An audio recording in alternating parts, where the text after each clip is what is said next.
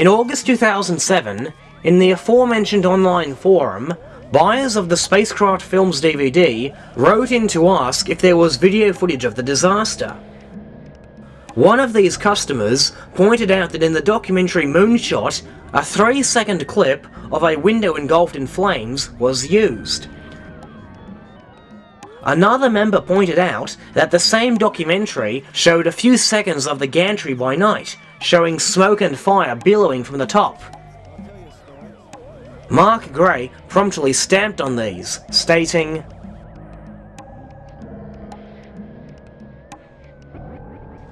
"There is no videotape or film taken during the fire on January 27th. Any window engulfed in flames you saw in Moonshot was either staged or was from the boilerplate test.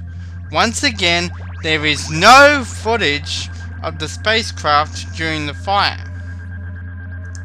I've had this conversation with many people saying they saw it here or saw it there. There is no footage of the spacecraft during the fire." This is in direct contradiction to what NASA stated the day after the fire. Videotape of the disaster exists, and as Gary Probst testified, it showed the astronauts trying to get out for 3 minutes. Perhaps this is why Mark Gray denies this footage exists. By actively suppressing that footage, he is protecting the official government lie that NASA sold to the world. As was evident from his Apollo 10 DVD set, the complete Apollo record will be whatever Mark Gray says is complete. As a lot of you are probably aware, before he died, Ralph Renee sent me various videotapes that he had one way or another played a part of, tapes from various lectures that he did, or interviews on the television, or news reports, or whatever. He also sent me various other space documentaries, such as his copy of the documentary Moonshot. This is the video adaptation of Deke Slayton and Al Shepard's book of the same title. It's on VHS, NTSC format, and it clearly shows the spacecraft window as it fills with flames, and it also shows a shot of the spacecraft gantry by night as the fire billows from the top of the spacecraft. Mark Gray, of course, denies that any footage of the Apollo 1 fire exists. So now we're going to put this videotape on, and well, you be the judge. You be the judge. Is this Apollo 1 footage? Let's find out. Nobody knew it then, but a spark had jumped out. It landed and sat there, in the pure oxygen. At 15 pounds pressure, it glowed, brighter and brighter. 4, 3, 2, 1, mark. Yes, 1 to 1. You're cleared for launch. And then it went, like a blowtorch.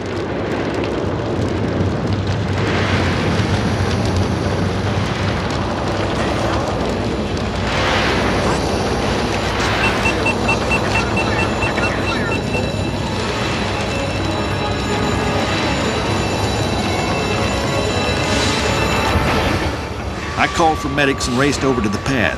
The radio was dead, but I still hadn't given up on the crew. In their suits, I figured maybe they still had a chance. The pad guys were burning their hands trying to get the damned hatch off, choking in toxic smoke.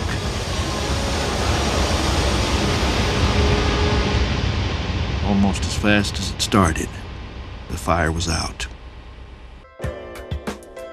No question, Apollo 1 was an inside job, conspired and covered up by NASA and North American Aviation. And with the release of their DVD, Spacecraft Films can be added as a third party involved in this massive cover-up, as they continue to actively suppress the release of Apollo video material to the public. Even though it is clear that Gus Grissom was highly critical of the Apollo program, throughout the history books, too numerous to count, he is often quoted as saying, "If we die, we want people to accept it. We are in a risky business, and we hope that if anything happens to us, it will not delay the program. The conquest of space is worth the risk of life." This quote has been echoed and amplified in books, newspapers, magazines, websites, video. It was even dramatized in the HBO series From the Earth to the Moon. If we could somehow reach beyond the wall of death and talk to Grissom, White, and Chaffee, what do you imagine they would say about the fire? I was hoping someone would ask that. I don't know what Roger or Ed would say, but I can let Gus speak for himself. Back in January, he talked to a group of reporters. They asked him about the dangers involved with going to the moon. If anything happens to us, it will not delay the program.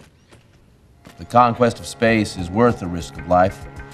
Needless to say, this statement certainly seems contradictory, given Grissom's dissatisfaction of the Apollo project.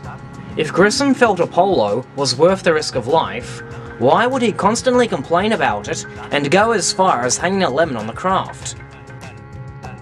To explore this, I comprehensively searched all historic books that used this quote, and also searched Google. Very few people who use the quote even list a source, and when they do list a source, the said source material gives no time as to when the quotation was made.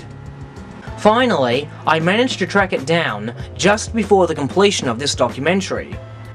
At long last, it all became clear. Whether intentional or accidental, the quote has been taken out of context throughout the generations. He made that statement not in January 1967, as we are led to believe in the miniseries From the Earth to the Moon, but in March 1965, shortly after his Gemini 3 mission. Grissom was answering a question in regard to upcoming Gemini flights. At the time, Grissom wasn't even selected for Apollo back then. His Apollo 1 selection would come the following year. By delay the program, he meant the Gemini program, not the Apollo program. The Gemini missions are considered by many to be the stepping stones for Apollo, and essentially the shuttle missions that followed, because they trained astronauts for such procedures as spacewalking, rendezvous, and docking. These procedures, although considered standard by today, were by all means essential for manned spaceflight. Basically, what the generations of historians and journalists have done, whether intentional or unknowingly, is taken a quotation that Grissom made regarding his stance on the Gemini program and attributed it to his stance on the Apollo program. Now try telling that to all the propagandists who use this quotation to dispute Grissom's skepticism of the Apollo program and imply that he was immensely enthusiastic about Apollo and prepared to die for it. On top of all their disinformation about the Apollo 1 fire, propagandists beg the question. If they're going to kill Gus Grissom and Chaffee and White as well, are they going to do it in the most publicly humiliating way that they possibly could, which almost destroyed the Apollo program and made NASA look really, really bad? Or, 2 years later, they were on the moon. Would they have thrown a toaster in his mouth?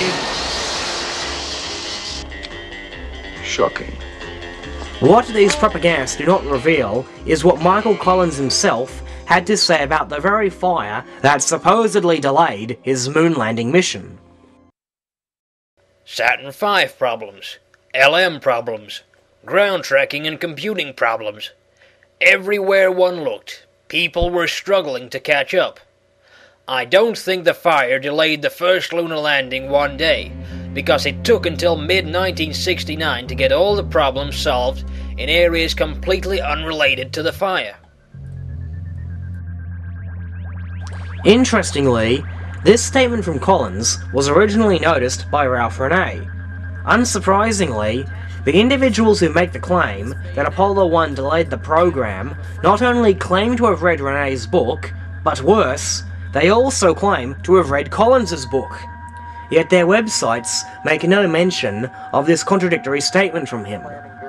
I don't think the fire delayed the first lunar landing one day, because it took until mid-1969 to get all the problems solved in areas completely unrelated to the fire.